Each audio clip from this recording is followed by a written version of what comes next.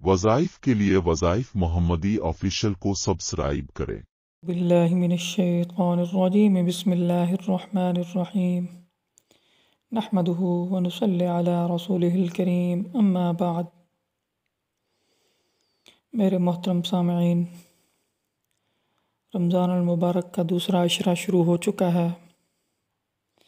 आज 11 रमज़ान अल मुबारक 1444 हिजरी है।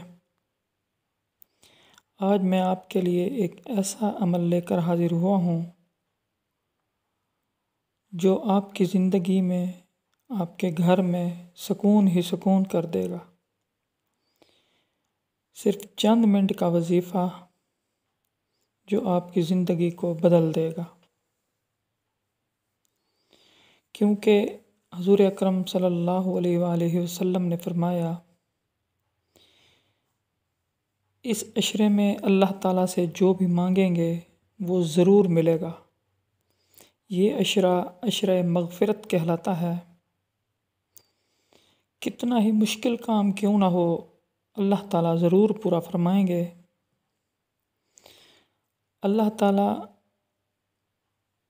इस वजीफ़े के करने से आपको ज़मीनी आसमानी बलियात से महफूज फरमाएंगे और अल्लाह करीम आपको शैतान के वसवसों से भी महफूज फरमाएंगे। लोगों के लिए एक ख़ास अमल है जो थोड़ी सी खुशहाली देखते हैं, कुछ दिन खुशहाली मिलती है, फिर एकदम आफत आ जाती है या आजमाइशें आ जाती हैं। एक परेशानी से निकलते हैं, दूसरी आ जाती है। अल्लाह ने ये अशरा हमें इसलिए दिया कि हम अल्लाह से मग़फ़िरत मांगें, अपने गुनाहों की माफ़ी मांगें, रो रो कर अल्लाह से इल्तिजा करें और इस अमल को, इस वजीफ़े को इख्तियार करें। ये ख़ास कुरानी अमल है जो सूरत अश-शुअरा की आयत नंबर 159 में आपको बताने लगा हूँ।